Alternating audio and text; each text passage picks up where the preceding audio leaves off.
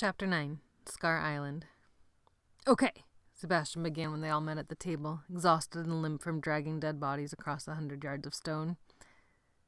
First things first, I'm in charge.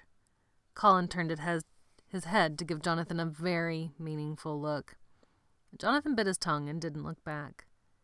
Sebastian was sitting in the Admiral's big wooden chair, his feet up on the table. Benny was sitting next to him with Roger and Gregory nearby. "Why are you in charge?" Tony asked. "Because I said so, Tony. We can't have no one in charge. It'd be dumb. And I've been here the longest, and I'm the oldest." "I'm older than you are," Gerald protested. "Shut up, Gerald. I'm in charge. Anyone have a problem with that?" "Do we have another choice?" "No." "Could we have elections?" "No, and you better shut up right now, Colin." "Let it go," Jonathan whispered through clenched teeth, nudging Colin. "It'll be fine." Colin just shook his head and frowned. His hand flitted up to pinch nervously at his neck. "Okay, now that's settled. First rule is," Sebastian smiled like a cat with a mouthful of feathers. He spread his hands wide. "There are no rules." There was a little scattered clapping among the group, some nervous laughter. Sebastian looked around at them, a little frown on his face. "Why do you guys look so scared?" No one answered. Eyes dropped to the floor. "What's wrong with you guys? This is the best thing that ever happened to us." There was still no answer except the sound of the rain still pattering in the courtyard outside the window. Sebastian jumped to his feet. "What? You think we can't do this? You think we can't take care of ourselves and have fun?" Sebastian shook his head. "Come on! The stupid Admiral? He called us scabs, right?" Sebastian's face darkened. "Picked off and thrown away," he said. "But now he's gone, and here we are. Still around, 'cause you know what you get when you keep picking at a scab?" He looked around them, his eyes shining. "Bloody fingers?" Miguel suggested. "An infection," Walter asked.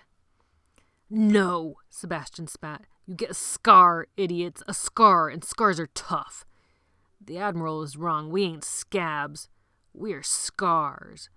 "Yeah," Benny piped up eagerly. "Scars, man." Jonathan's stomach suddenly twisted and tightened. He blinked quickly and rubbed at his sleeves with sweaty palms. Sebastian's mouth spread into a grin, and he opened his arms wide. "Look around, guys. This whole place belongs to us. We're the kings. No one to boss us around, no one to get us in trouble. It's our island now. Ours.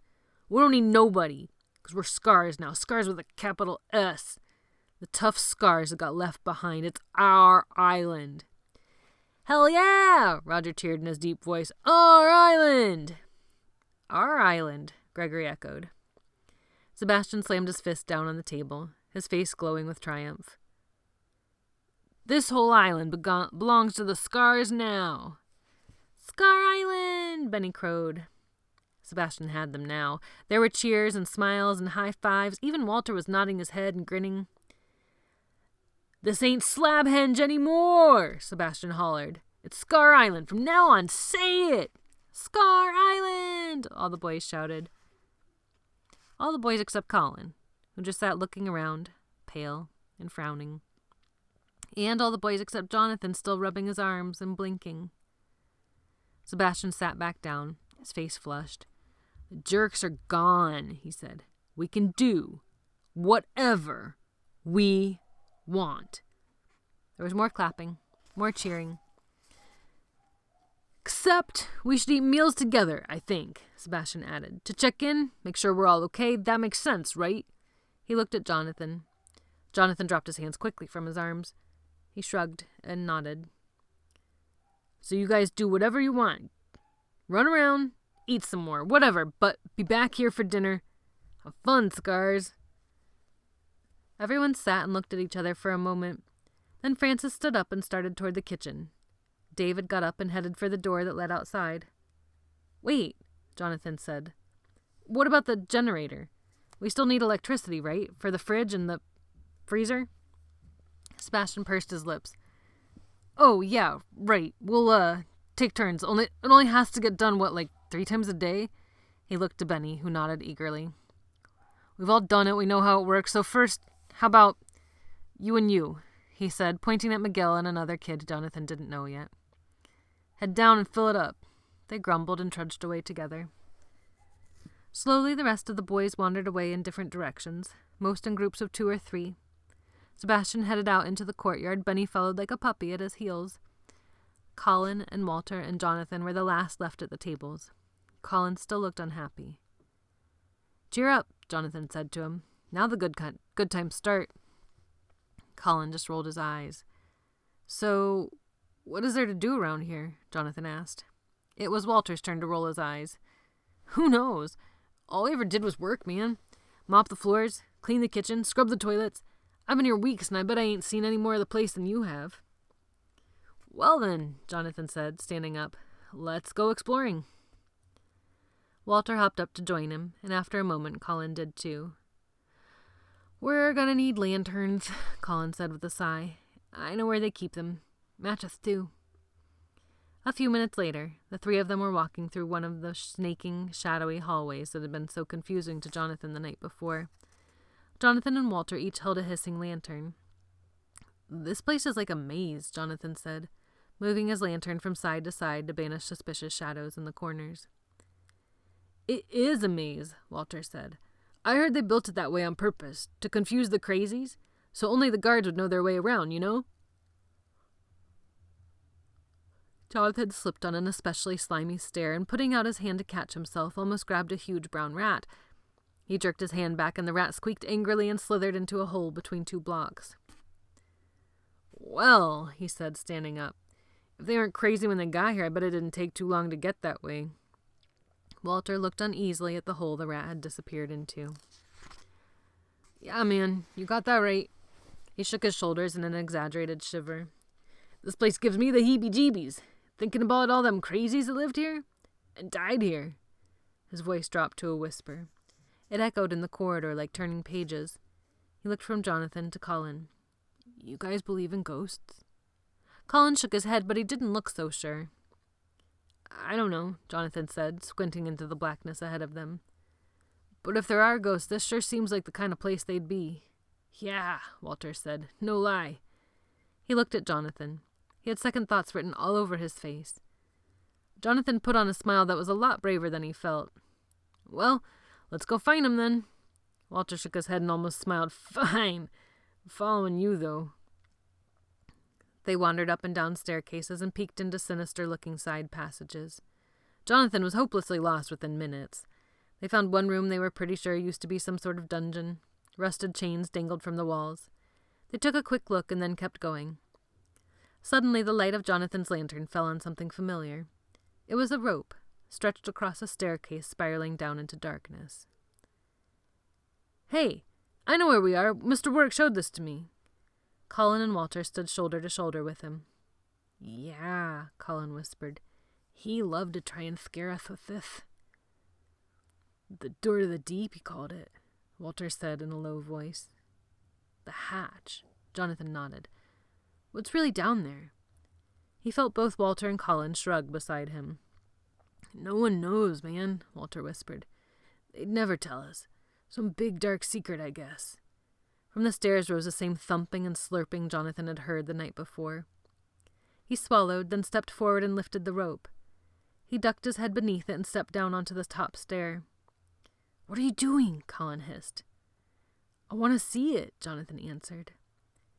He took another step down, then another, holding his lantern out before him.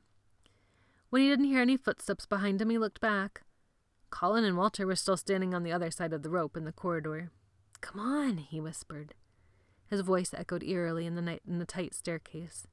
"Don't make me go alone. Things are always bigger and darker when they're secret. Let's find out how bad it really is." Walter gulped. Then he ducked under the rope and followed Jonathan. "No way," Colin said. "I'm staying here." "Suit yourself," Jonathan said. "But we've both got lanterns." Colin scooted under the rope and joined Walter. "Jerks." Jonathan reached back to pat Colin on the shoulder. "Relax," he said. "Whatever's down here can't be worse than the dead Admiral, and we spent plenty of time with him today. Shut up and go." The stairs were steep, and the boys held one hand against the slippery wall to steady themselves. The steps curved down around a corner and then stopped at a small, dark landing. The landing was a little bigger than a bed. and on the other side another staircase climbed up and away from them in the opposite direction of the one they'd come down. On one wall of the landing was another doorway, smaller and rounded on top. The scraping, slurping, knocking sounds were coming from the smaller doorway. They were louder here, closer. Goosebumps popped out on Jonathan's arms. He held his lantern as far out in front of himself as he could toward the doorway. Through the doorway was another staircase. It dropped down into even deeper darkness. The lantern's light couldn't reach the end of it. He felt Colin breathing in one of his ears and Walter in the other, looking over his shoulder. "I ain't going any farther," Walter whispered. The darkness down the doorway sloshed and chunked. "Me neither," Colin breathed. "Fine," Jonathan said. "I'll go by myself." "Why?" Colin asked. "Why don't we just go back, Jonathan?" Jonathan stared down into the blackness. He answered without turning his head. His voice echoed back at him from the dark downward passageway like he was talking to himself. "It's this big, awful secret, right? The hatch down here in the dark. Well, maybe, once you know it, it's not all that terrible after all." He looked back over his shoulder and locked eyes with Walter. "Maybe it's the hiding that makes it horrible, you know?" Walter furrowed his brow. Not really, man. I think we should get out of here, like, fast." Jonathan turned back toward the rattling, grinding blackness. "Big dark secrets can't stay that way forever," he murmured. His free hand rubbed absently at the wrist that was holding the lantern. A dull, heavy thud echoed up the stairway toward them. "Jonathan," Walter's whisper was right in his ear. "I am really, he paused, hungry. When you're done playing with the monsters, you can find me in the kitchen, eating sausage." "I'll be with him," Colin added. "Thanks, guys," Jonathan said, and his only answer was the sound of their footsteps retreating back up the spiral staircase. He held the lantern in a shaking hand and shuffled to the end of the landing, to the very edge of the final staircase. This one was narrower than the other corridors. The walls weren't much farther apart than Jonathan's shoulders. Jonathan took a deep breath. Before him there was another loud clunk and a snuffling sound like a huge hissing nose. When he blew his breath out, it came out shaky. He took the first step down. The steps were bigger drops down than the other staircase. He had to fall the last couple of inches. He took the next step down. He almost turned and ran when an especially loud metal rattling rang up from the darkness below, but he licked his lips and took a breath and dropped down another step. And another. The darkness before him growled and crunched. The walls seemed to close in around him. He felt with his foot for the next step and realized that he was at the bottom, and that somewhere along the line he had squeezed his eyes shut. He opened his eyes. He was in a tiny square room with a stone ceiling so low he could have reached up and touched it. It was freezing, and the walls were covered in dripping moisture as if they were sweating. In front of him was a huge, round, metal door. Heavy iron bolts circled its outer edge. It was rusty and grimy and covered in shiny green slime. It looked ancient. The door was big enough that if it had been open, and he was extremely thankful that it wasn't, he could have stepped through it without ducking. It was a door like a submarine would have, with the large iron handle in the middle that Jonathan knew would open the door if he spun it around. The door seemed to rattle rhythmically, like it was breathing. "The hatch," Jonathan whispered. He stepped toward it. He reached out with his empty hand. He could see the trembling in his fingers. They closed around the iron handle in the center of the door. As his fingers touched the metal, his eyes dropped down to a round shadow at the foot of the door. The wavering light from his lantern flashed across it. A human skull, white bones spotted with green slime propped against the grimy stone doorway, black eye sockets gaping right at him, toothy mouth frozen in a silent scream. The door suddenly rocked and banged against his shaking hand. There was a tremendous crack and a wet, sloshing thud, and a freezing mist sprayed Jonathan in the face. He screamed and fell back, slipping on the wet stone. The lantern dropped from his hand and landed on the hard floor with a shattering crash. The light went out, plunging Jonathan into absolute, eye-choking darkness.